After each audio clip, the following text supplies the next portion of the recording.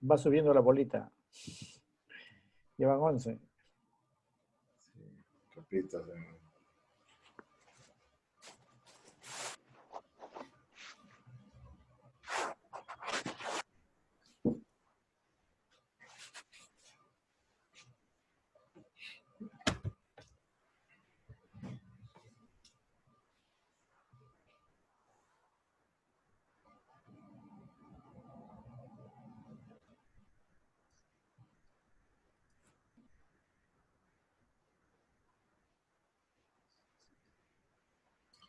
Bueno. Buenas noches tengan todos ustedes. Muchas gracias por estar nuevamente con nosotros en esta 12ª sesión extraordinaria de la Sociedad Peruana de Neurocirugía. Les damos a todos la más cordial bienvenida y agradecemos la presencia del Hospital Edgardo Rebolletti Martins esta noche. Agradecemos la presencia del doctor Gustavo Orellana y el doctor Jorge Rabanal Palacios, que nos acompañan para hablarnos un poco de este tema que es el neurinoma del acústico, ¿no? La sociedad ha tenido bastante movimiento esta semana en cuanto a informes de la FLANC sobre diversos aspectos. Reiteramos que todavía no nos llega una comunicación oficial sobre los resultados de nuestra gestión frente a la candidatura de nuestro querido amigo Germán Posadas frente a la vicepresidencia de la FLANC. Extraoficialmente sabemos que esta ha sido aceptada y también ha sido aceptado extraoficialmente las demás candidaturas. Sin embargo, todavía no nos ha llegado hasta ahora nada oficial de parte del Comité de Candidaturas de la FLANC. Inmediatamente tengamos algo oficial lo haremos saber. Dicho esto, entonces damos el pase ya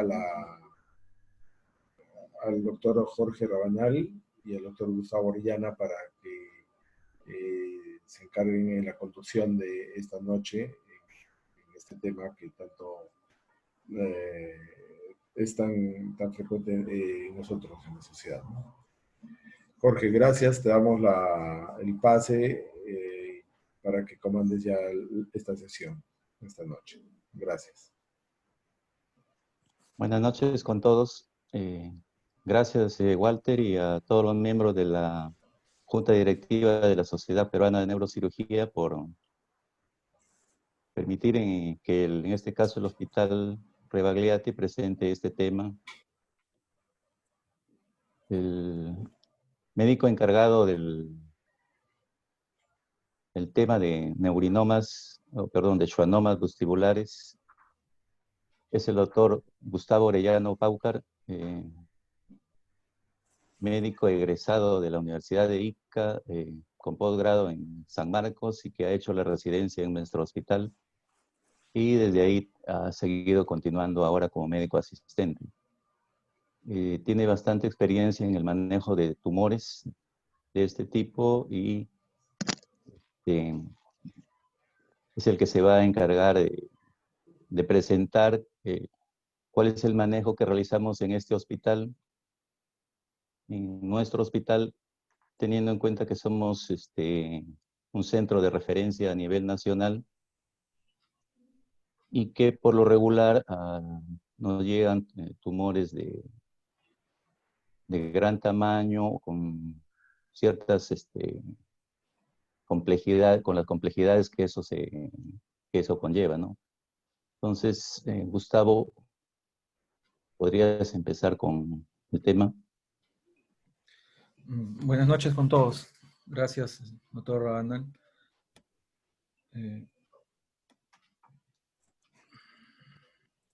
Bueno, el día de hoy vamos a conversar sobre esta patología de la fosa posterior, que son los schwannomas vestibulares.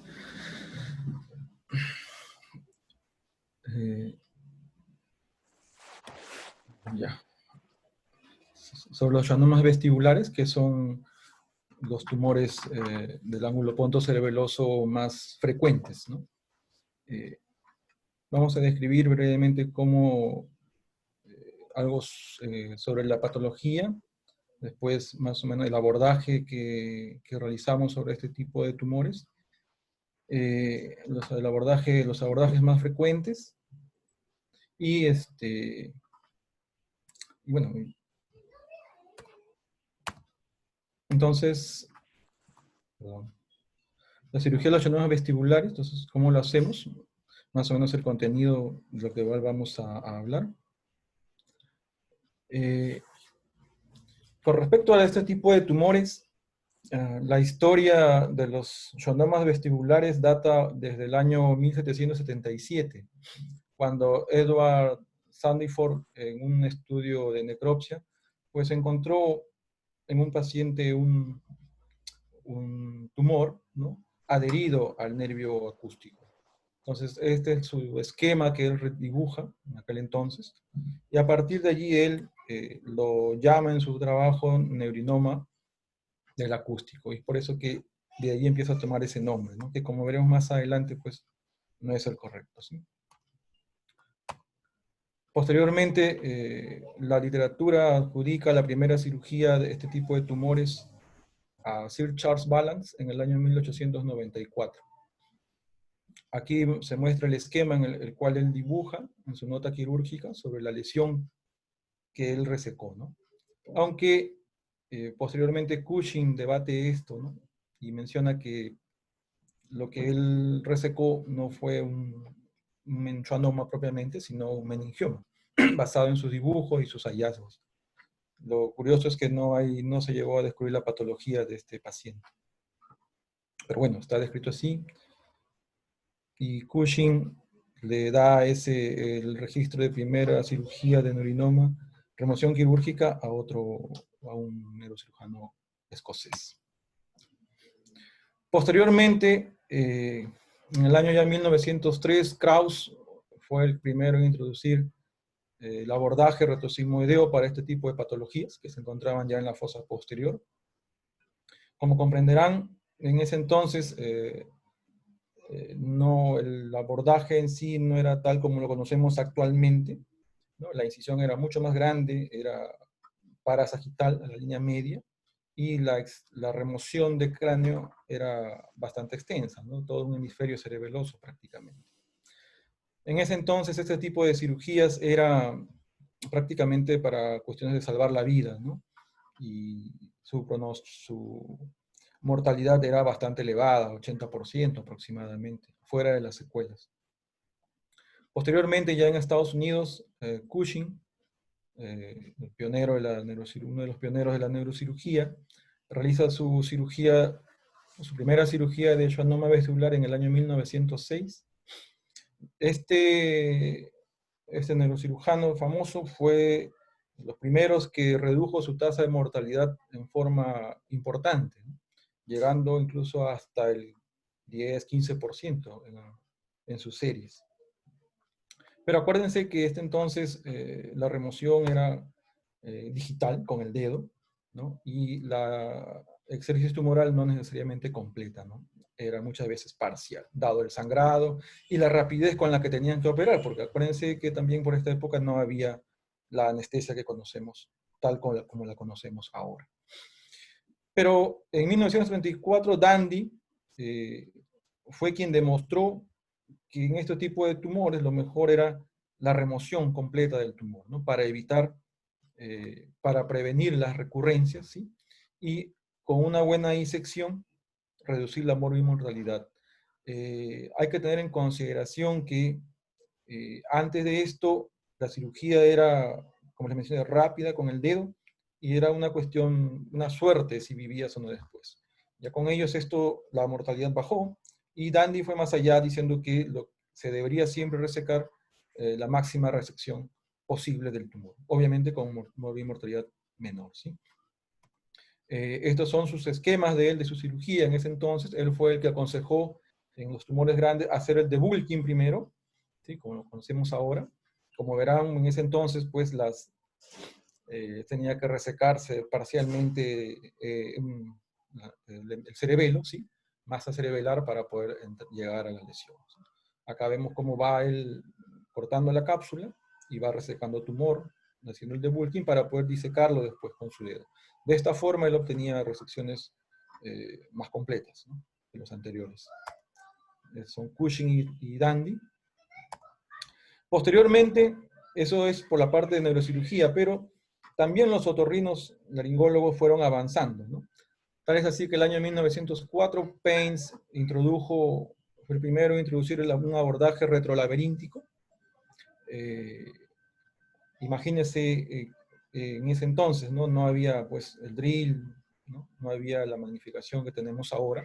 Él lo hizo con instrumentos rudimentarios, pero debido precisamente a la poca iluminación que tenía y al difícil acceso, esto fue descontinuado, ¿no? Hasta que en los años 60 House utilizó el microscopio quirúrgico y técnicas microquirúrgicas, volviendo a repopularizar este abordaje, ¿no?, que se hace, el retrolaberíntico, con la preservación importante del nervio facial. Entonces vemos acá que ya los otorrinos vienen a introducir algunos conceptos como la preservación de las funciones, en este caso también del nervio facial. Esto es una tabla para ver la evolución de cómo ha sido la cirugía en el transcurso del tiempo, sacada de un texto, en la cual vemos cómo antiguamente Krauss, por los años 1912, la mortalidad llegaba al 87%. Obviamente ni se pensaba en ese entonces en la preservación del nervio facial. Cushing mejora esto y su mortalidad llega al 20%, al igual que el Vivocrona. Pero ya House, ¿no?, el año 1968, con gran casuística, pues la mortalidad la reduce mucho más y con un buen porcentaje de preservación del nervio facial.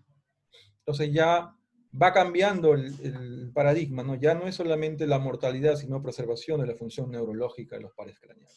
Obviamente el padre de la neurocirugía moderna no podía estar fuera de esto, y él también, su mortalidad fue mucho más baja, y también la preservación del nervio facial importante, ¿no?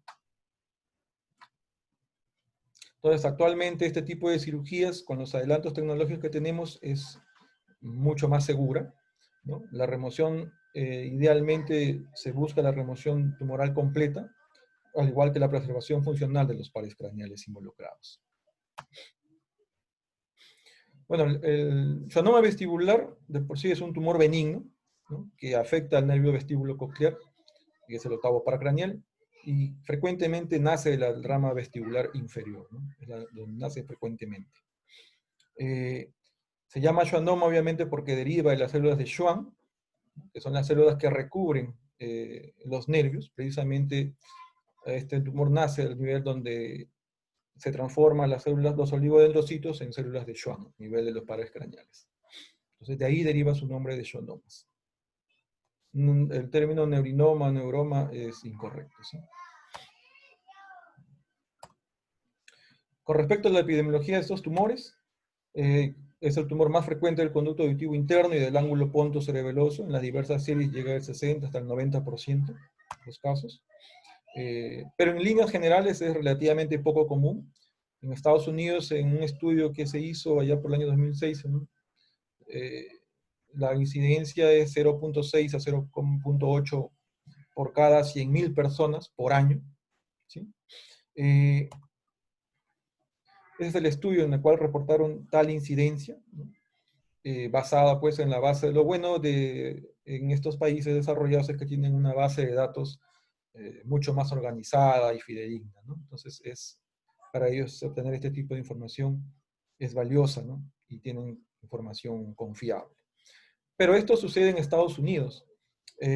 No necesariamente tiene que ser igual en otras latitudes, ¿no? En Dinamarca, por ejemplo, en un estudio que se realizó durante aproximadamente más de 25 años, ellos tienen su incidencia en aproximadamente 22.8 por cada millón de habitantes, ¿no?, 2004.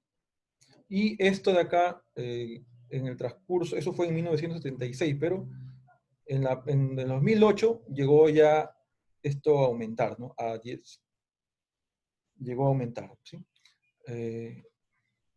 de 3.1 en el 76, de 3.1 millones de habitantes, por millón de habitantes, a 22.8 de estos tumores por millón de habitantes. Entonces, vemos cómo en el tiempo ha aumentado la incidencia de este tumor.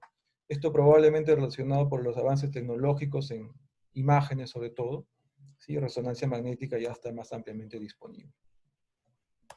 Y obviamente también la cultura de las personas, ¿sí? Corresponde al 10% de los tumores intracraneales. Ahora, algo importante en los estudios que se han hecho de este tipo de tumores es que se ha detectado que el 30-90% de esos tumores tienen un crecimiento progresivo, principalmente en los primeros años del seguimiento. Hay mucha literatura sobre respecto a cuando crecen, cuánto crecen. Entonces, aproximadamente 2 a 4 milímetros por año en algunos casos, otros mencionan 0 hasta 0.6. Es variable porque los estudios no se definen a qué le consideran crecimiento, ¿no? Entonces, por eso son bastante, difieren un poco. Pero bueno, ese es un valor promedio, ¿sí? Ese es el estudio en el cual nos hemos basado, ¿no? Para describir ese promedio de 2 a 4 milímetros. Con respecto al cuadro clínico, los síntomas más frecuentes son la hipoacusia de tipo neurosensorial unilateral y los tinnitus, ¿no? Acúfenos, ¿no? En algunos casos la inestabilidad. Son los síntomas más frecuentes asociados a este tipo de patología. Entre ellos entre los tres representan más del 80-90% de los síntomas. Estos síntomas pueden ir variando con respecto al tamaño del tumor también, ¿sí? Algo importante que debemos tener en cuenta siempre en la valoración, en el examen físico, es cómo está la función del nervio facial. Entonces, para eso se usa esta escala ya conocida, la de Hauss-Brackmann, en las cuales es importante tenerlas en el preoperatorio, como también para poder tener el resultado en el postoperatorio. Se considera que hasta el valor 3 es aceptable, digamos, la función, ¿no? Idealmente tipo 1 y 2. Más de 4 hacia abajo ya vienen a ser desfigurantes, ¿sí? Con gran repercusión social, anímica en el paciente. Con respecto a algunos estudios de laboratorio, principalmente los estudios audiológicos, de la audiometría, todos los pacientes que tienen sospecha de una lesión del ángulo pontocerebeloso, un schwannoma del ángulo pontocerebeloso vestibular, tienen que recibir una evaluación por el otorrinolaringólogo, ¿sí? Ellos van a determinar qué tan afectado está la función auditiva, que es importante en estos casos, ¿no? No solamente eso, sino también la función vestibular. En este caso, principalmente debemos considerar las audiometrías de tonos puros, generalmente a frecuencias altas, y también la discriminación de palabras, ¿no? Es importante el porcentaje de discriminación de palabras porque esto repercute mucho en la calidad de vida de los pacientes. Entonces, para eso se usan diferentes escalas. En la literatura mencionan, estas son las más frecuentes, la de Gardner, Robertson y la de la Academia Americana de Otorrinolaringología. Más usamos la de la Academia Americana de Otorrinolaringología, que es esta, donde se considera una audición útil cuando la discriminación máxima es menor a 50% y el umbral tonal mayor a 50 decibeles. Quiere decir que el CID no es útil, ¿no? O sea, esto es importante para tener en cuenta en los abordajes quirúrgicos, cuando ya el paciente no tiene función auditiva, por ejemplo, procede un abordaje retrolaberíntico, como veremos más adelante. Con respecto a la imagenología, bueno, de suma importancia la resonancia magnética, que es el gold estándar para este tipo de patologías. Pueden ser detectados tumores tan pequeños de hasta 2 milímetros, ¿sí? En el conducto auditivo interno, en el fundus. Generalmente las secuencias más comunes son el T1, T2 con ecogradiente. Este T2 pues ahora ahí tiene otro tipo de subsecuencias, Fiesta, el CIS, con contraste también. Entonces vemos que estos estudios por resonancia pueden detectar lesiones tan pequeñas como la que vemos acá en el conducto auditivo interno, una lesión isointensa, ¿no? En esta T1 sin contraste. En la T2 vemos, también podemos apreciar levemente que está ocupado el canal auditivo interno, y es más notorio obviamente la lesión en una imagen de T1 con contraste, como podemos ver acá, ¿sí? De lesiones pequeñas, incluso intracanaliculares. Obviamente para lesiones más grandes también, ¿no? Como en estos casos de neurofibromatosis.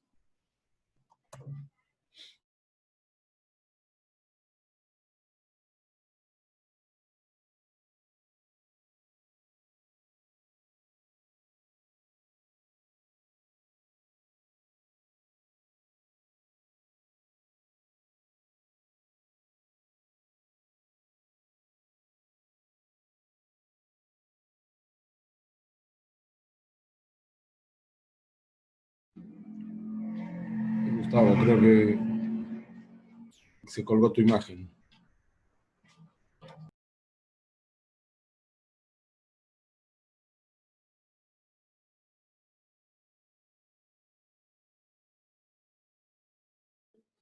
Gustavo, ¿estás ahí?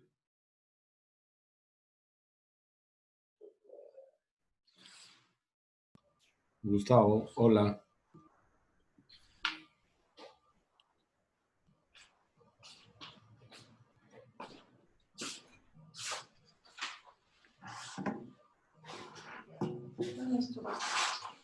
Se ha desconectado, parece. Sí. Lo estoy llamando.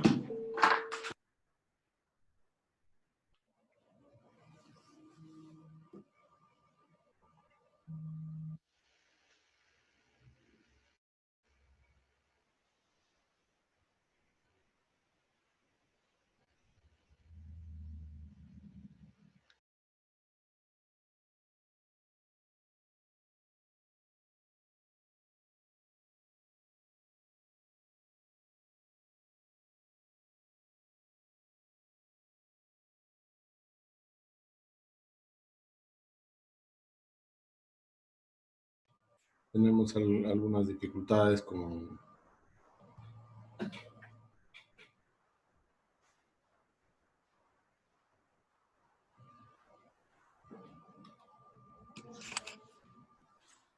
Sí, doctor, está resolviendo algunas dificultades técnicas, Gustavo, con su computadora. En un momento se conecta. Sí.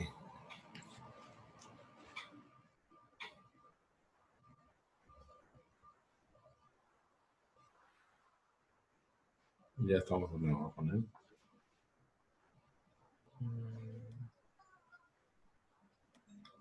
Ya te vemos, Gustavo. Puedes compartir pantalla nuevamente. Sí. Disculpen por la falla en internet.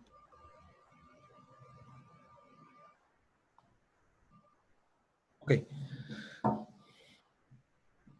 Bueno, continuando, también en la imagenología es importante también la tomografía, sobre todo la tomografía con cortes finos, para ver la parte petrosa, ¿no?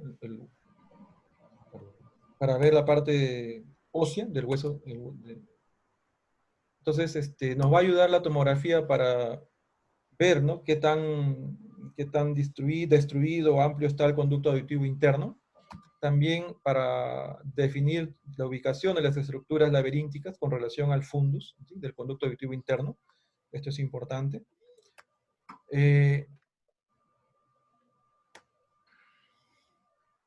Entonces acá vemos cómo en la imagen por resonancia vemos el schwannoma que ingresa al conducto auditivo interno, y obviamente acá vemos en la tomografía cómo este conducto está dilatado, ¿no? Comparado con el otro, está más amplio. También, como les mencioné, en la planificación quirúrgica es útil esta tomografía porque, por ejemplo, acá nos va a permitir ver que hay celdas mastoideas en la pared posterior del conducto auditivo interno, ¿sí? Entonces, cuando vayamos a drilar esta zona, pues tenemos altas posibilidades de provocar una fístula, ¿no? Debemos tener mucho cuidado para sellar estas celdas. También la tomografía nos ayuda a localizar o a detectar algunas variantes vasculares, como por ejemplo la presencia de un seno sigmoideo anterior, Entonces, esto es importante conocerlo antes en una planificación quirúrgica, porque de ver esto, pues obviamente un abordaje transpetroso es bastante complicado, ¿no? En estos casos preferimos un abordaje retrosigmoideo. O la presencia también de un bulbo de la yugular alto, ¿no?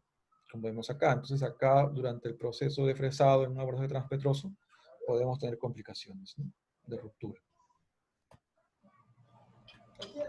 Entonces, teniendo ya la resonancia y la tomografía, que son importantes, podemos también hacer el diagnóstico diferencial. Acuérdense que en esta zona del ángulo pontocerebeloso ahí pueden localizarse otros tipos de lesiones, ¿sí?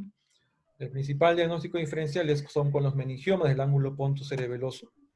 Estos meningiomas generalmente se diferencian porque captan más ávidamente el contraste, suelen ser excéntricos con respecto al conducto auditivo interno, y tienen también captación de la dura madre, ¿no?, la cola dural conocida de los meningiomas. Otra patología son los quistes epidermoides, también se localizan en esta zona. Aquí estas lesiones llegan a ser pues hiperintensas en T2, hipointensas en T1, pero en la secuencia por difusión suelen restringir, ¿no?, restringen la difusión. Entonces, esto es útil para diferenciar estos quistes epidermoides de otras patologías. También puede haber schwannomas de otros pares craneales, no necesariamente los schwannomas son del octavo, puede haber del quinto, del facial también. Cuando es del facial sí es un poco más complicado diferenciarlos, salvo que, como en este caso, por ejemplo, veamos que el tumor se extienda hasta la rama intracanalicular, hasta la rama laberíntica del conducto del nervio facial, ¿no?, incluido el ganglio de Gasser. Entonces acá sí se puede diferenciar, se puede decir que es un schwannoma facial, pero cuando esto no hay, pues es bastante complicado diferenciarlo de un vestibular. Los quistes aracnoideos del ángulo pontocerebeloso también, en este caso son muy similares a los quistes epidermoides, con la diferencia de que estos hay ausencia de la restricción en una secuencia de difusión, ¿sí? Hay lipomas también en el ángulo pontocerebeloso, como vemos acá. Estos suelen diferenciarse cuando hacemos una imagen entre uno con contraste con saturación grasa, ¿no? Entonces vemos acá ya el vacío, lo cual no debería haber en una lesión tipo schwannoma vestibular. También hay lesiones vasculares que pueden aparentar lesiones tumorales, como las fístulas arteriovenosas durales. Acá vemos, ¿no?, una imagen que parece una masa, pero si logramos diferenciar son señales de vacíos, que obviamente que captan contraste también, ¿no? En estos casos tenemos que solicitar estudios ya de angiografía para descartar otra patología. Y mucho más alejados los aneurismas fusiformes de la arteria basilar, sobre todo los trombosados, ¿no?, que asemejan una masa también en el ángulo pontocerebeloso. También ya se debe hacer una arteriografía cerebral.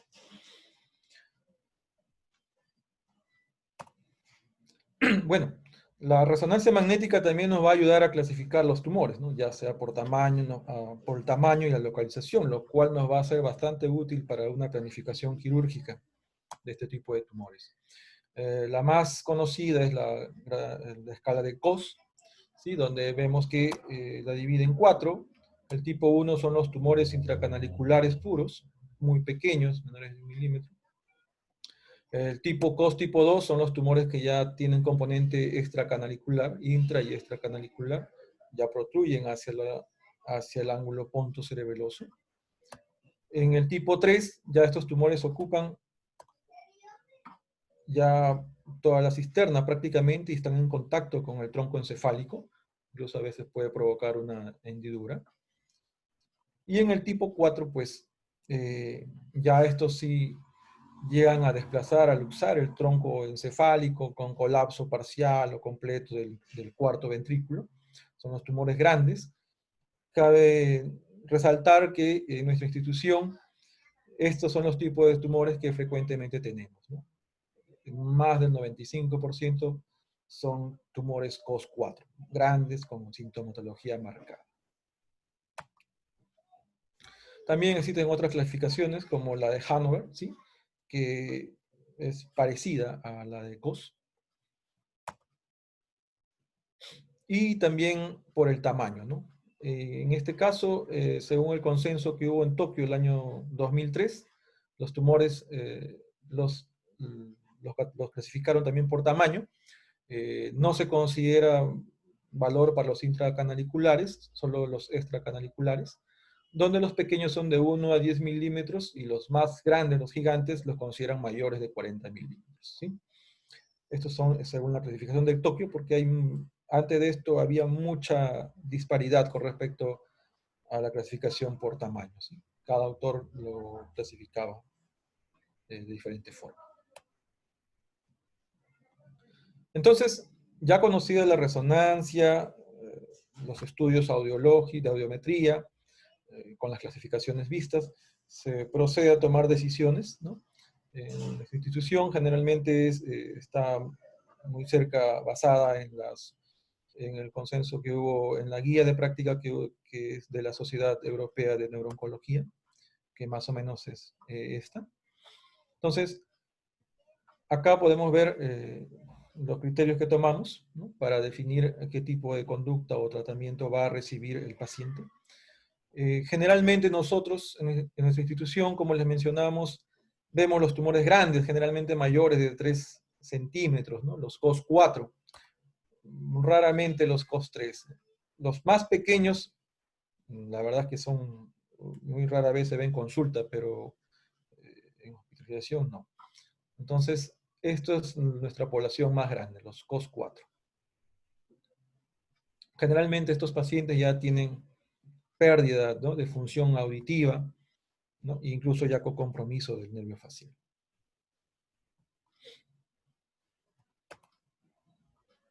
Bueno, cuando definimos en nuestros pacientes que van a microcirugía, pues es importante decidir qué abordaje se va a realizar, ¿no?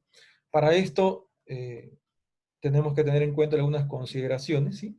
Lo principal es el objetivo, ¿no? El objetivo es la máxima resección posible del tumor, preservando las funciones neurológicas. En este caso, el de más importancia es el nervio facial, ¿no? También se considera el trigémino y los pares craneales bajos. Hay que tener en cuenta el tamaño del tumor en el canal auditivo interno, ya que si tiene un componente que incluso ingresa al fundus, pues vamos a ver que es un poco complicado retirar todo por una vía retrosigmoidea. Si tienen compresión del tumor en tronco encefálico, pues obviamente preferiremos el abordaje retrosigmoideo. Cómo está el estado general del paciente y su audición, si ya perdió una audición útil, pues es válida la opción del translaberíntico. Y también, obviamente, la preferencia y la experiencia del equipo quirúrgico en la realización precisamente de los abordajes. En nuestra institución, estos son los abordajes que sabemos que con los cuales se puede batallar contra este tipo de tumores. En nuestra institución, por el tamaño que llegan, ¿no?, a crecer, por el compromiso que tienen, generalmente la gran mayoría de nuestros pacientes van a un abordaje retrosigmoideo clásico o últimamente el extendido, ¿sí? Cuando son ya muy grandes, con gran componente medial, podemos usar, a veces usamos en algunas ocasiones el abordaje transpetroso retrolaberíntico, pero nuestro caballo de batalla principal es el retrosigmoideo, ¿no?, el extendido, por el tamaño que tenemos de tumores que se tienen que operar.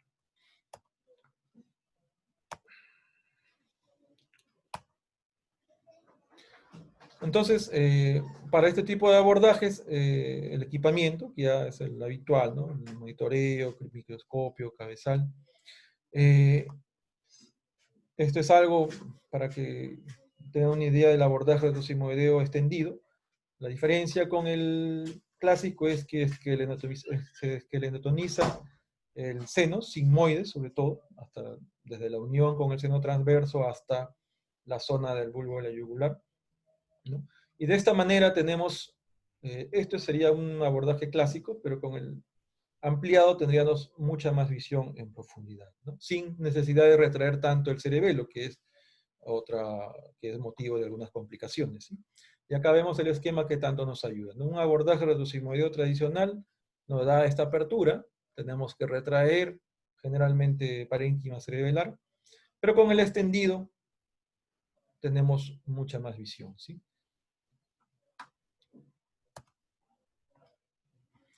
Algo de la anatomía microquirúrgica de este ángulo pontocerebeloso, que es importante, si a grosso modo.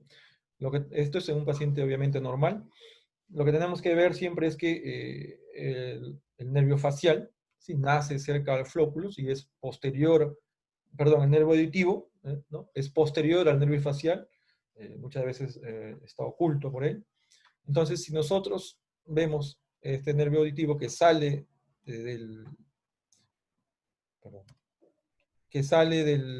a la altura cerca del flóculo y se dirige hacia el conducto auditivo interno, con la AICA, ¿no?, bordeándolo, porque forma parte de su paquete vasculonervioso. Si este octavo par craneal lo disecamos, pues vamos a encontrar sus componentes, que es la rama vestibular inferior hacia abajo, y póstero superior vemos a la rama vestibular superior, ¿sí? Y recién allí vamos a poder localizar el nervio facial, ¿sí?, y hacia abajo de él el nervio coclear. Y a veces, entre ambas, entre el nervio facial y el vestibular superior, el intermediario. Entonces acá en estas imágenes se ven mucho mejor, ¿no? Ya hemos separado los nervios vestibulares para poder observar mejor el nervio coclear. Hay una rama de la AICA, que es la arteria subarcuata, la cual que se dirige generalmente hacia la pared posterior del conducto auditivo interno. Tenemos que coagularla y seccionarla para poder drilar con tranquilidad esta zona y evitar que se rompa y pueda complicarnos una injuria vascular, ¿sí? También importante, ¿no?, diferenciar y notar la arteria laberíntica, que es una rama también de la AICA, la cual, si esta sí, debemos tener sumo cuidado y no coagularla bajo ningún motivo, ¿no?, porque esto puede traer muchas repercusiones, complicaciones. Algo también de la vista posterior del canal auditivo interno. Como vimos, esta es la forma como habitualmente ingresan, ¿no?, los nervios, tanto el séptimo como el octavo, al canal auditivo interno. Esta es la parte lateral, digamos, esta es medial. Entonces, hacia afuera encontramos hacia arriba, póstero superior, el nervio vestibular superior, póstero inferior, el nervio vestibular inferior, póstero anterior, el nervio facial, y el nervio coclear es antero-inferior. Pero cuando el schwannoma vestibular ingresa a este fundus, al conducto auditivo interno, obviamente desplaza los nervios y su localización puede variar. Generalmente, en la gran mayoría de los casos, el nervio facial corre anterior al tumor, ¿sí? O sea, no lo vamos a ver de primera instancia, está oculta por el tumor. Esto es lo más frecuente.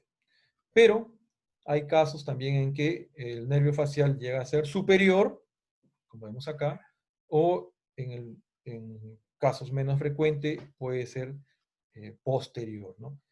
Esto sí es importante porque en caso de ser posterior hay mucho más riesgo de causar una injuria a este nervio, y generalmente para ello se utiliza pues el monitoreo intraoperatorio para poder localizar y distinguir de la cápsula, ¿no?, los nervios. Acuérdense que estos nervios en tumores grandes pues están muy delgados, sumamente tensos, ¿no? Entonces cualquier mala maniobra se pueden dañar.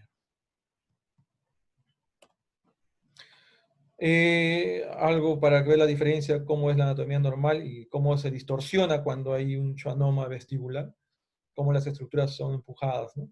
En este caso, el nervio facial, esta es una vista anterior, ¿no? El nervio facial, cómo desplaza hacia la parte medial al nervio facial, ¿no? Entonces, el tumor también desplaza anteriormente a las ramas rostrales y caudales de la AICA, ¿no? Todas estas cosas hay que tener en cuenta cuando se ingresa a operar este tipo de tumores. Acá vemos una vista de cómo veríamos la lesión, ¿no? El tumor, el nervio facial anteriormente, no lo vamos a ver, esta es lo más frecuente, ¿sí? Las ramas de la AICA propiamente. Y hacia arriba del tumor vemos el nervio trigémino, ¿no?, con su paquete vasculonervioso, la arteria celular superior, y hacia inferior al polo inferior del tumor, se pueden usar los pares craneales bajos, ¿no? Entonces, esto siempre debemos tener en cuenta cuando abordamos estos tumores, porque donde vamos a ir primero en estos abordajes es, a veces tenemos que abrir la cisterna, ¿no? La cisterna cerebelo medular para que caiga y el cerebelo se relaje, y posteriormente ya iremos disecándola hacia arriba, ¿sí? Bueno, con respecto a la posición del paciente, generalmente la hacemos en 3/4 prono, par bench o en decúbito lateral. Estamos hablando del abordaje retrosigmoideo extendido. Esto va a depender obviamente de la movilidad del cuello. Algunas ocasiones hemos tenido que se ha colocado en posición semisentada. Acá vemos un paciente con su monitoreo.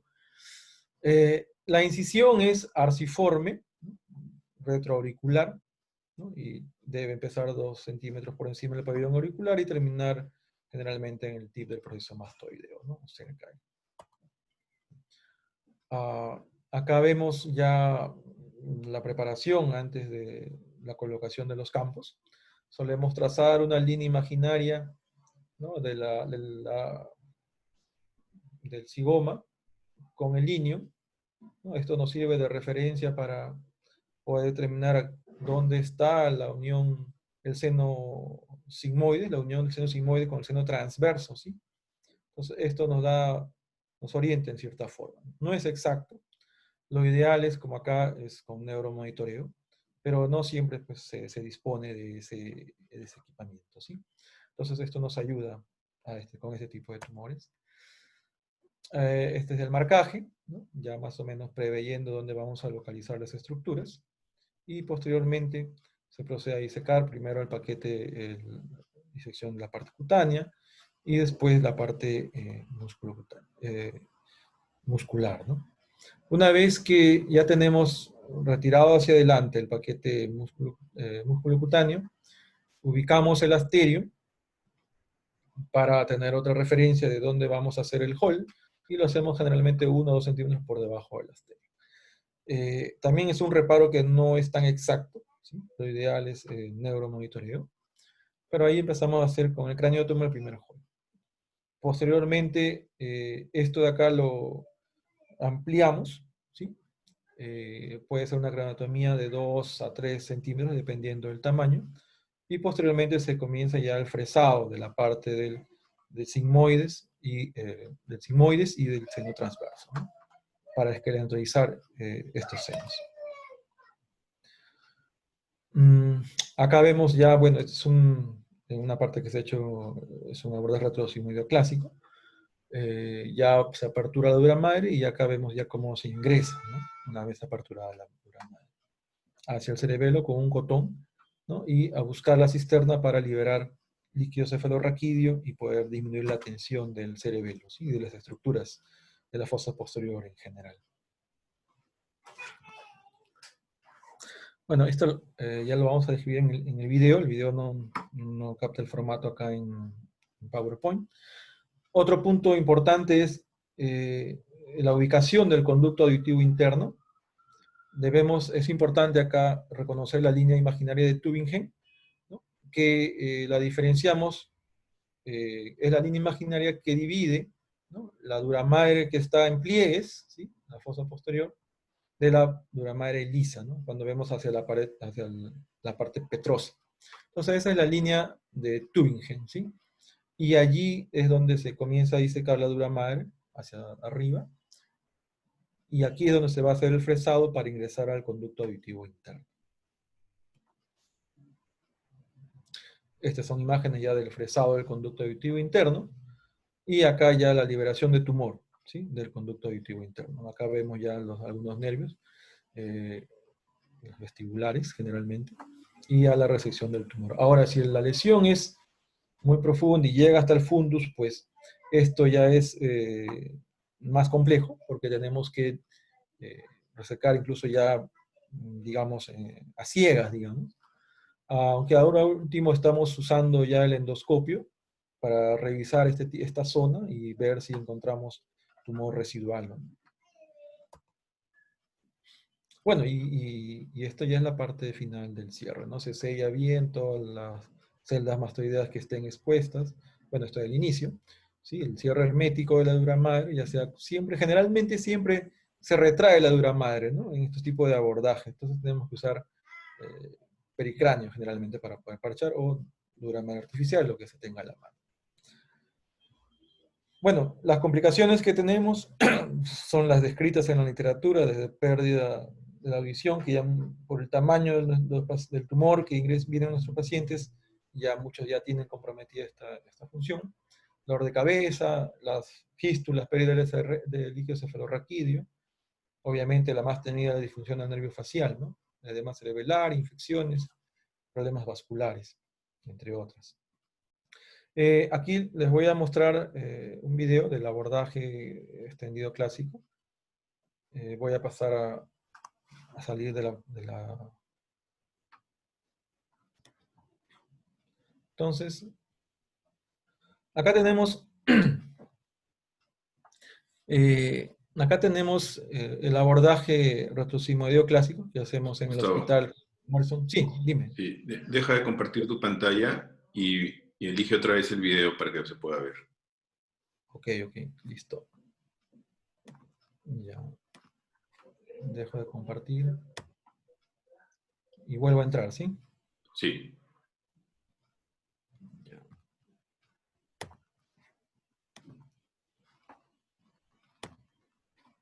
¿Se ve? ¿Se ve? Sí, sí se ve, Gustavo. Se ve bien. Entonces acá estamos haciendo un abordaje retrosigmoideo ampliado, ¿no? Como les dije, lo usamos ya más frecuentemente por el tamaño del tumor que solemos operar. Esto nos va a evitar hacer una mayor retracción cerebelar y que el cerebelo después se edematice y nos dificulte la visión del tumor. Acá vemos ya parte del seno, este es el seno transverso, y vamos a ver más adelante cómo van liberando poco a poco la parte del seno. Este es el seno sigmoides, y vamos a ver más, el seno otra vez está por acá. Vamos a ver cómo poco a poco se va a liberar esta parte del hueso. Voy a ir avanzando, disecando con cuidado.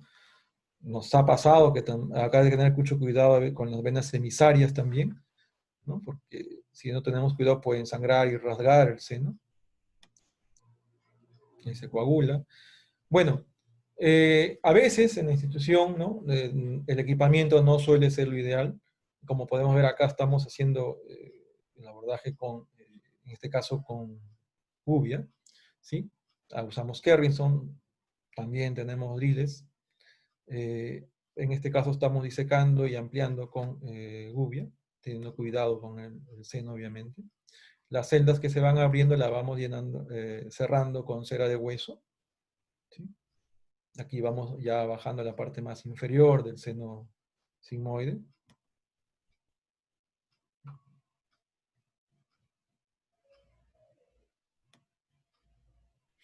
Perdón. Entonces, esta es ya la última parte. Ya tenemos liberado acá el seno sigmoide ampliamente, el transverso hacia acá arriba. Y esta es la dura madre de la fosa posterior, ¿sí? Sellando ya todo las partes con el seno con cera de hueso.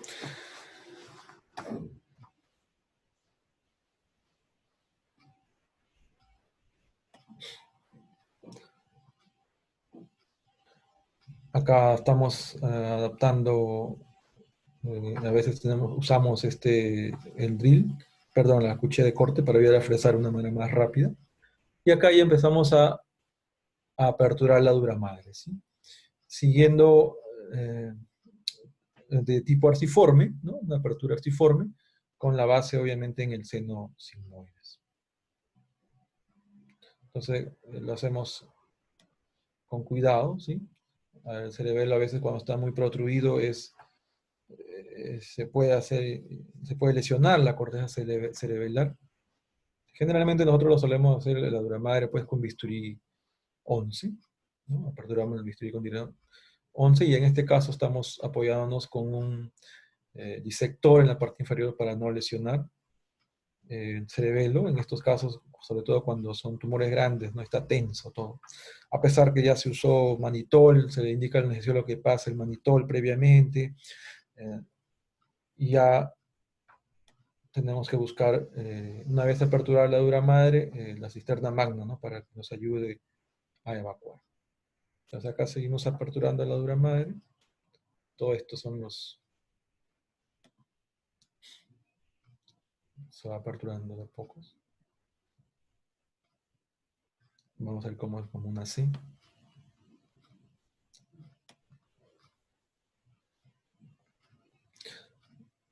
Acá hemos cubierto parcialmente con Gelfuan los senos. Y ahí poco a poco ya vamos viendo el parénquima cerebelar, ¿sí? Acá vemos ya una parte del seno.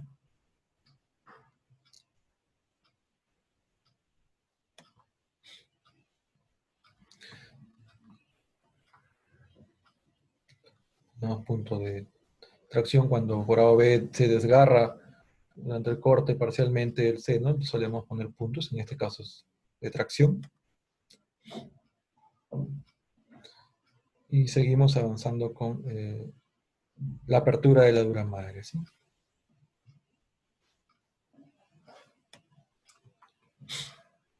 Acá le vamos a poner los puntos de extracción cercanos al seno para poder visualizar mejor todo.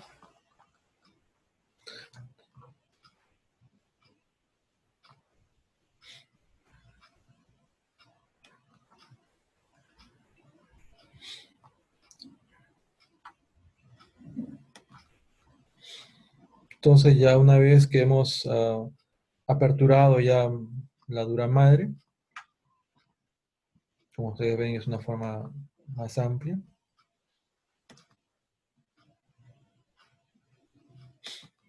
Procedemos ya, en este caso hubo una pequeña lesión en el cerebelo, ¿sí? Entonces este es el abordaje en un abordaje retrosigmoideo ampliado, ¿sí? En este tipo de tumores. De aquí ya viene la parte de la digestión profunda. Acá lo vamos a ver en otro video. Tengo que dejar de compartir, ¿no, Jaime? Para poner otro. Así es, sí. Ok. Me van a disculpar que el formato no agarre en el PowerPoint.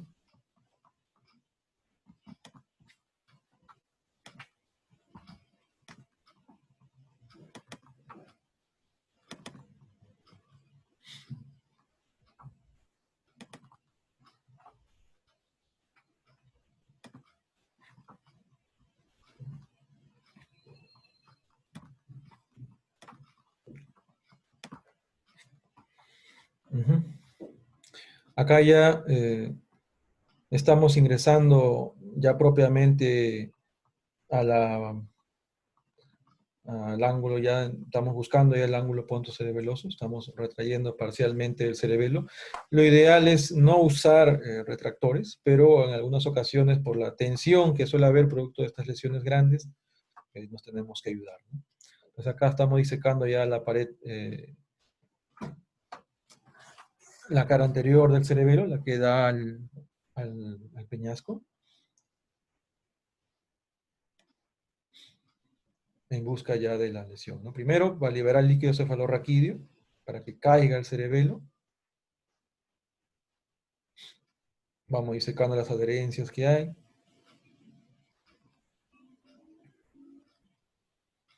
Este también es otro abordaje retrosigmoideo ampliado.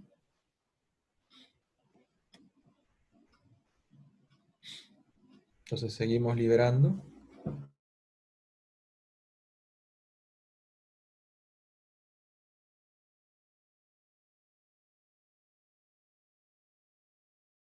No se ubica todavía la lesión. Seguimos evacuando el líquido cefalorraquídeo para que el cerebelo vaya poco a poco relajándose.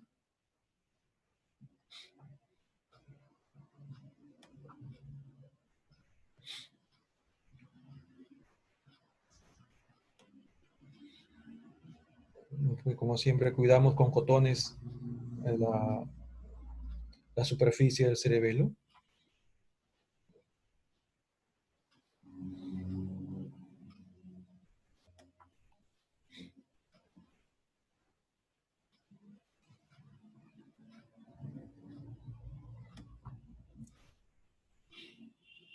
Aquí estamos evacuando el líquido de las cisternas. Ven que sale a tensión.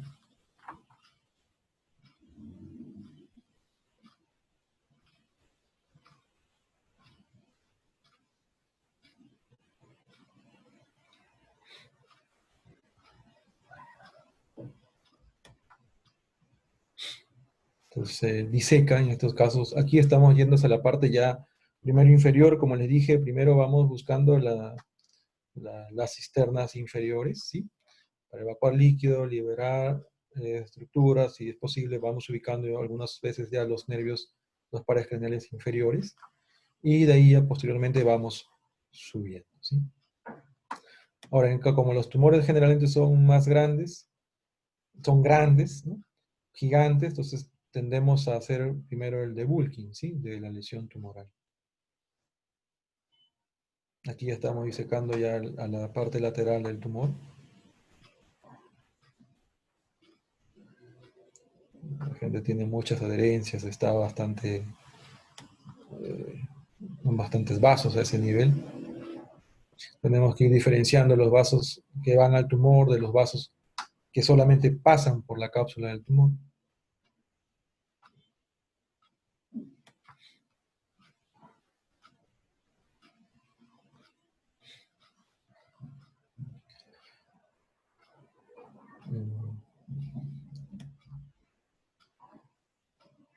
Acá hay un vaso que está de paso. Los tratamos de disecar para ver hacia dónde se dirige y aquí ya podemos ir viendo el tumor, ¿no? Como vemos acá ya se muestra la lesión, ¿no? El Schwannom del séptimo par, del octavo par, perdón. Entonces, vamos disecando las estructuras vasculares, teniendo cuidado, en la medida de lo posible preservar, ¿no? La mayor parte de venas, sobre todo hacia el polo superior, donde van a estar las venas petrosas, ¿sí? El complejo de las venas petrosas. Entonces ahí tratar de lo mínimo, evitar en lo posible coagular, ¿no? Estas venas, porque pueden ser motivo de edema cerebral importante. Entonces acá seguimos disecándose la parte ya inferior, para tener ya un poco de campo y poder ya hacer el debulking de la lesión.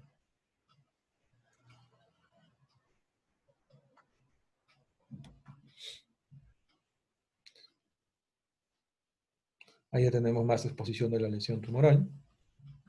Es un tumor grande. Vamos liberando todo. Y cuando ya tenemos ya una superficie importante de la lesión, pues coagulamos la cápsula y procedemos a aperturarla, ¿no? En este caso, ya para hacer el debulking, debido al tamaño del tumor, pues no se va a poder disecar circunferencialmente el resto de la lesión si no hacemos el debulking, ¿sí? Es una lesión sólida, generalmente es sólida, en algunos componentes es aspirable, otros no. Cuando tenemos el aspirador lo hacemos mucho más rápido con el aspirador ultrasónico, ¿sí? En este caso no estaba disponible y se ha tenido que hacer pieza por pieza. Y vamos aperturando. Ahora, se recomienda obviamente cuando tenemos a la mano el monitoreo intraoperatorio, pues siempre antes de incidir la cápsula, pues estimular, ¿no? Para detectar la presencia o qué tan cerca puede estar el nervio facial, ¿no? En la incisión. Como les mencioné, sobre todo si discurre posteriormente a la lesión, ¿no? Al tumor.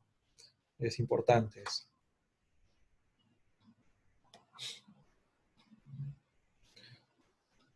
Bueno, el tumor general, estos tumores generales son una buena parte aspirable.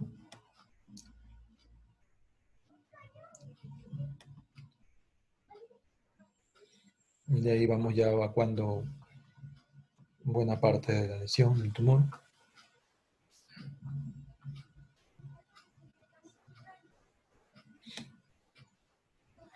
Bueno, lo que les quiero mencionar, remarcar es que generalmente ya estamos haciendo el abordaje retrosigmoideo ampliado, ¿no? El extendido.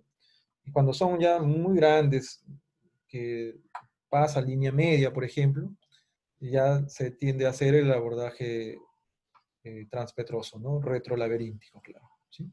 Para retraer en lo mínimo posible el cerebelo, ¿sí?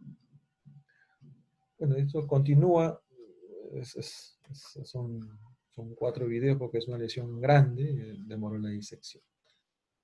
Entonces, básicamente era lo que les quería traer esta noche, ¿sí? Y bueno, estamos ya a las preguntas, ¿sí? Gracias.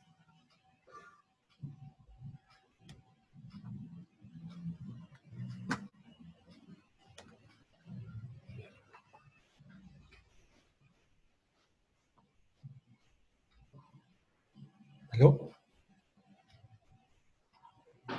Sí, sí, Gustavo, te escuchamos. Doctor Rabanal, adelante.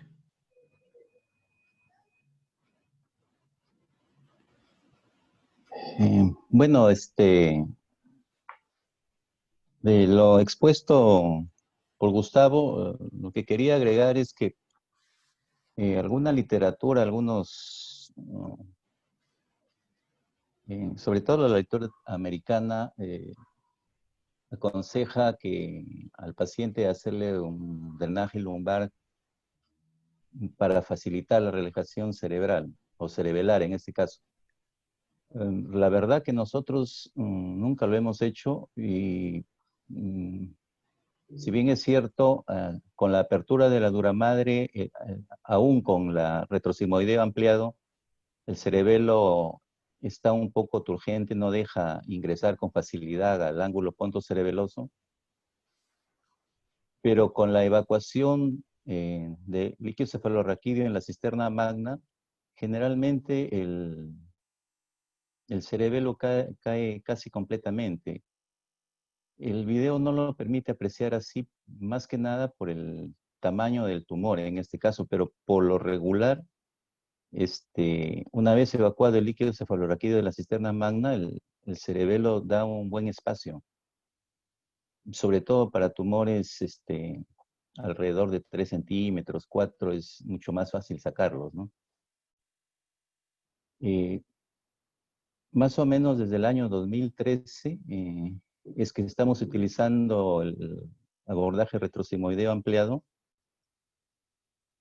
debido a que nos parece menos trabajoso que el transpretoso en su variante retrolaberíntica y consume menos tiempo. Y más o menos se logra obtener una visión adecuada de la parte anterolateral, sobre todo del tronco, y se permite sacar tumores bastante grandes. El otro abordaje, el transpetroso posterior en variante retrolaberíntica, generalmente lo usamos cuando el tumor en su parte medial cruza la línea media, sobre todo más de alrededor ya de 1 centímetro cruzando la línea media, o sea, ya está en el otro lado el límite. O si, como algunas veces sucede, aparentemente el tumor engloba la basilar. Hemos dejado de usarlo en los últimos años y lo usamos excepcionalmente el transpetroso. Y más que para neurinomas, lo usamos sobre todo para meningiomas, ¿no? Que son, digamos, un poco más difíciles de manejar en esa zona.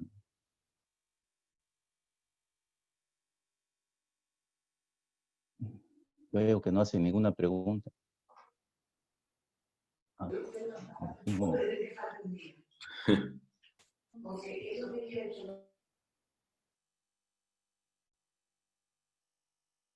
Bueno, felicitan a la doctora Orellana por su exposición. Y la pregunta es que si prefiere hacer craniectomía o craneotomía. Y sobre, la segunda pregunta es, ¿qué opina sobre el hecho de realizar digamos, la visión moderna de una resección parcial seguida de radiocirugía? Ya. Bueno, se prefiere la craneotomía, definitivamente, ¿no? En la medida de lo posible es realizar craneotomía, se repone el hueso porque eso se ha visto que trae una menor incidencia de complicaciones posteriores, como por ejemplo el dolor, ¿no? El dolor postoperatorio en los abordajes retrosigmoideos, la cefalea, eh, es mayor en los pacientes que tienen craniectomía, ¿sí? Fuera del uso, obviamente, por cuestiones de protección de las estructuras vasculares. Cuando por algún motivo no hay, el hueso removido es más pequeño que el abordaje en sí, la exposición ósea en sí, entonces en nuestra institución solemos usar metacrilato, ¿no? Para llenar los defectos óseos que puedan haber. Con respecto a la propuesta es muy moderna, reacción parcial y radiocirugía, bueno, es un punto, es la tendencia actualmente, ¿no? Se ve que en los tumores grandes, cuando si alguna parte del tumor está firmemente adherido, ya sea al tronco encefálico, al nervio facial, o algún vaso, al AIC, algún vaso importante, pues se prefiere no traccionar demasiado porque eso puede provocar daño, ¿no? Más aún el facial, entonces eso puede quedar. Y, y el remanente que pueda haber, pasar a radiocirugía, ¿no? Entonces, acuérdense que el objetivo es preservar la función neurológica, ¿no? Y en los casos de tumores grandes, sobre todo del nervio facial. Tanto la parte coclear no tanto, porque ya generalmente tienen un daño importante en el preoperatorio, ¿no? Ya no es útil generalmente su audición, pero sí del facial. Entonces, ahora hay que tener en cuenta que que tanto dejamos, ¿no? Porque no es que lo que describe la literatura es que se debe dejar una resección cerca al total es 98% y su total 95%, ¿no? Eso es lo que hay que tener en cuenta. Si bien es cierto, esa evaluación es un poco subjetiva, pero sí lo podemos averiguar en los estudios postoperatorios, ¿no? Generalmente es muy mínimo lo que dejan para que tenga validez y en cierta forma la recurrencia no sea tan pronto, ¿no? Entonces, después cuando se deja algún remanente, se observa y si hay un residuo tumoral, se puede observar y si esto se nota, se observa que crece, pues generalmente interconsultamos en algunos casos a radioterapia, ¿no? Más aún si son pacientes con comorbilidades, ¿no? O ya mayores de 70 años, en los cuales los riesgos de una segunda intervención son mayores, ¿sí?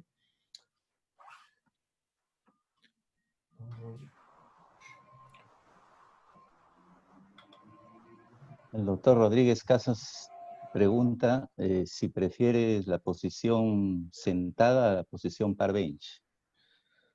Personalmente, Parbench es la con la que tengo más familiaridad y creo que es la que más se usa, es de hecho que es la que más se usa en el servicio, la de cúbito lateral o Parbench, que es la que más se usa. Es más cómodo porque no hay tanto cansancio en los brazos, ¿no? Como puede haber en la posición semisentada, fuera de las posibles complicaciones, como el embolismo, de las cuales se habla en la literatura, ¿no? Pero más es por cuestiones de comodidad del cirujano. Y obviamente, porque eso es lo que uno ha aprendido a hacer más, ¿no? Entonces, lo importante es sentirse cómodo eh, en la cirugía, ¿no? Con el abordaje y la posición, obviamente, que más manejamos, ¿no? Y la cual tenemos más experiencia.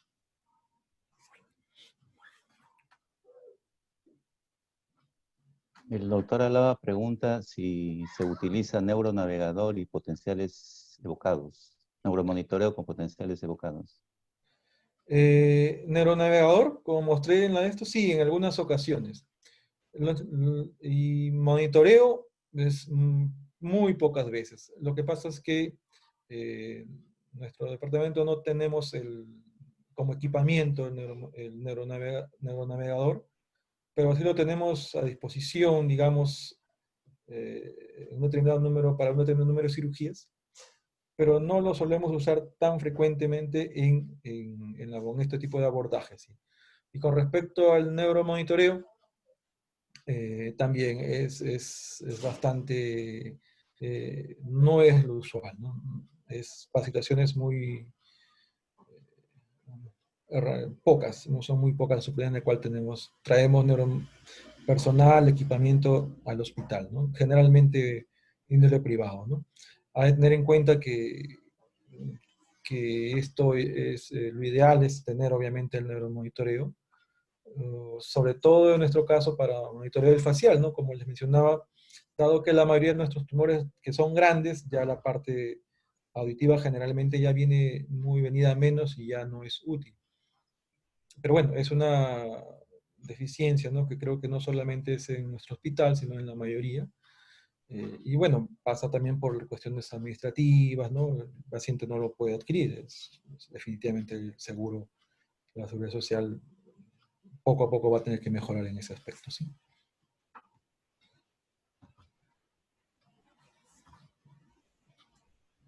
Una pregunta ligada a la anterior es que hace el doctor Rojas Zapasa es que ¿cuál es su opinión con respecto al gasto que se hace en neuromonitoreo y el gasto que se hace en rehabilitar al paciente de una parálisis facial?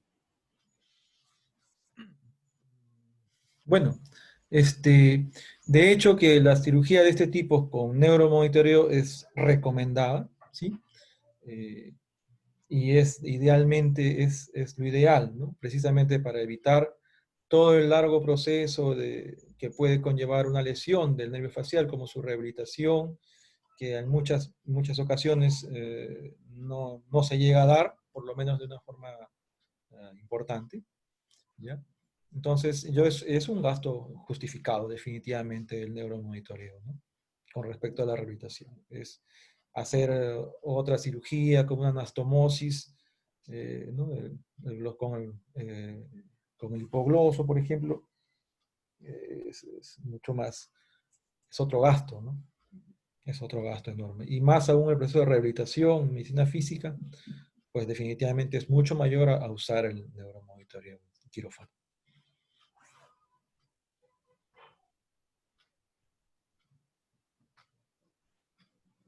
El doctor Castillo de la Flor pregunta ¿cuál sería el manejo de los schwannomas grados 1 y 2 en la clasificación de COS? Bueno, según en la mayoría de las guías, en los tumores pequeños, ¿no? Como son los de grado 1 y 2, generalmente va a depender en algunas circunstancias de la función auditiva que tenga, ¿no? Si el paciente es COS 1, COS 2 y la lesión, y no hay sintomatología, no hay lesión auditiva, como se da en casos de estos tumores incidentales, pues puede optarse por meramente observación y decidir cuando haya crecimiento del tumor ya algún tipo de tratamiento, ¿sí? En este caso, la guía europea, por ejemplo, es la que recomienda, ¿no? En donde no hay lesión auditiva, recomienda solamente observación. En caso de que haya ya algún grado de deterioro de la lesión auditiva, pues ahí sugerimos de primera instancia en los tumores pequeños radiocirugía, ¿no? Si bien es cierto, no hay una evidencia tan alta de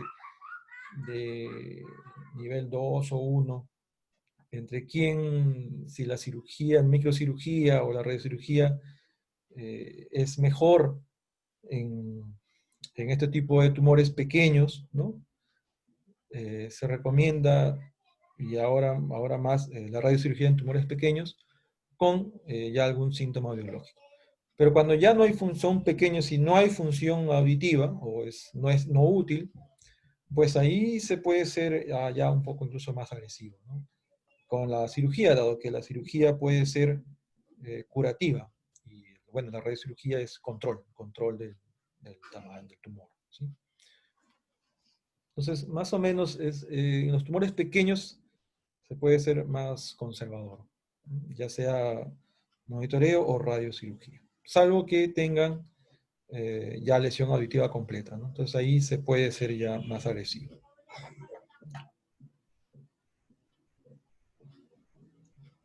El doctor Javier Espinosa, más que una pregunta, realiza una recomendación de realizar neuromonitoreo con personal entrenado.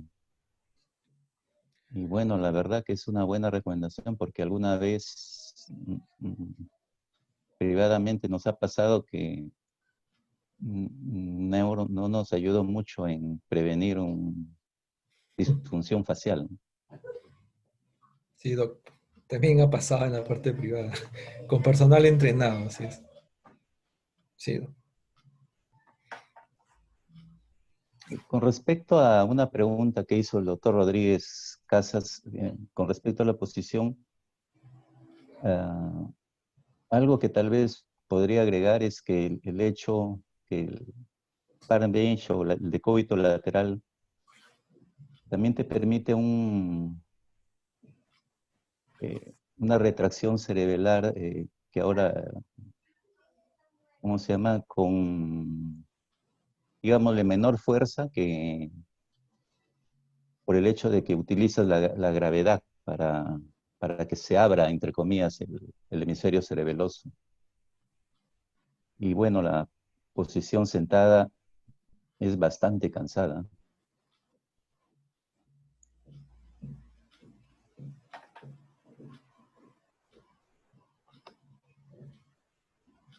Hay una pregunta que hace el doctor Mao Vázquez, que dice si realizamos algún tipo de cirugía correctiva para parálisis facial permanente. ¿Y qué parámetros se manejan para el neuromonitoreo del nervio facial para decidir continuar o no la cirugía? Bueno, sí. Bueno, cirugía correctiva ¿Contestas? del nervio facial sí se ha realizado, ¿no? En el hospital. Precisamente el doctor Radamás, que tiene más experiencia en ese tipo de cirugías, ¿no? Usted de repente puede agregar más en ese tipo de cirugías de facial, pero generalmente se tiende a esperar pues 1 o 2 años, ¿no? Para ver realmente si se va a hacer ese tipo de cirugía, ¿no? Usted tiene, creo, más experiencia en ese tipo de cirugías. Yo personalmente. Sí, bueno, en el servicio hacemos la anastomosis hipoglosofacial. Últimamente, en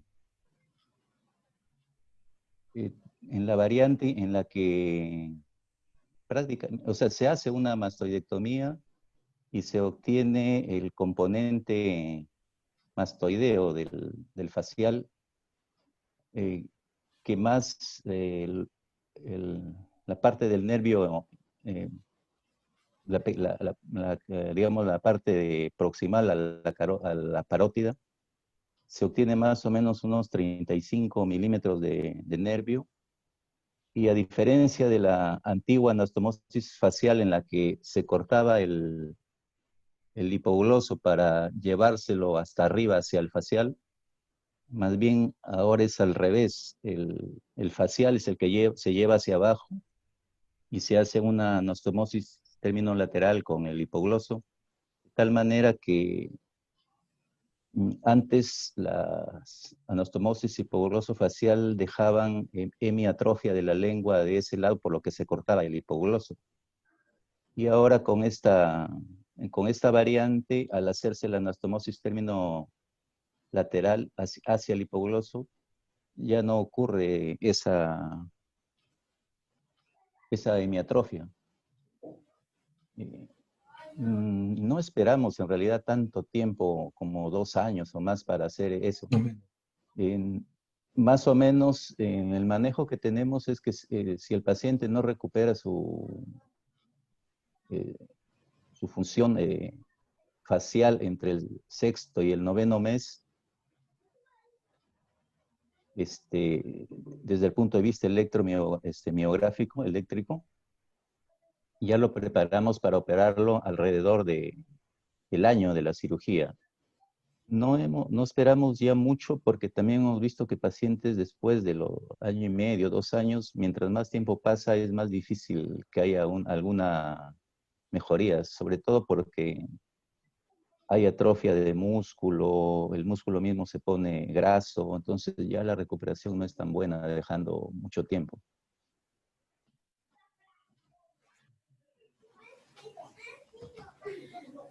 Bueno, y también si en la cirugía se ha visto que el nervio ha sido cortado, de hecho eso lo hacemos antes del medio año, ¿no? Tratamos de hacerlo antes para poder, para obtener, ¿cómo se llama?, una mejor respuesta en esos casos.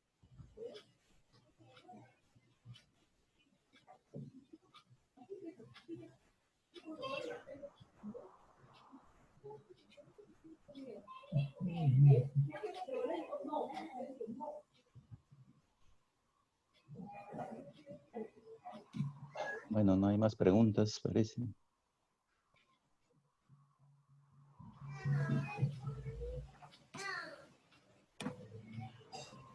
Doctor Durán.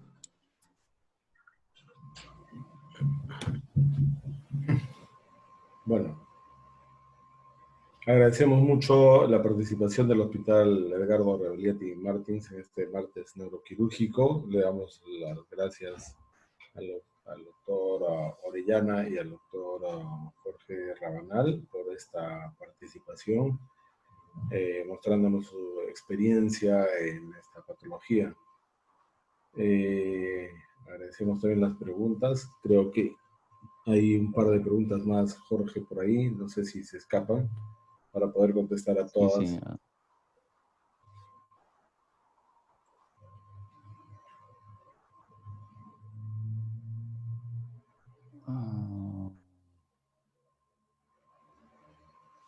Bueno, el doctor Vladimir Sánchez felicita al doctor Orellana y el doctor Manuel Puma, según su opinión, ha habido una citorreducción subtotal y ¿cuál es el tratamiento? En todo caso, tratamiento complementario, ¿no? Que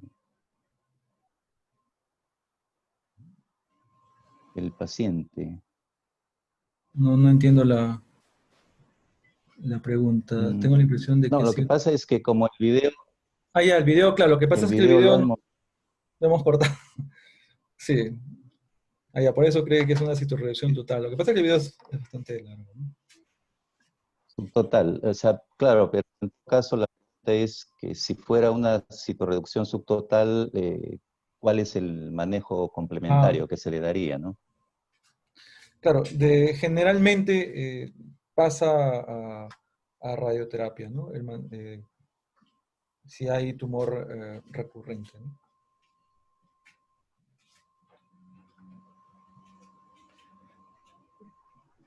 Hay un par de preguntas más ahí, Jorge. Sí, están llegando, pero... Sí, recién se están animando a hacer preguntas. Bueno, en realidad, más que preguntan, son felicitaciones para el doctor Orellana. Bueno, sí, felicitaciones. Del doctor Julián Orozco y el doctor Robert Rosado. Bueno, agradecemos nuevamente al Hospital Edgardo Rebagliati esta presentación.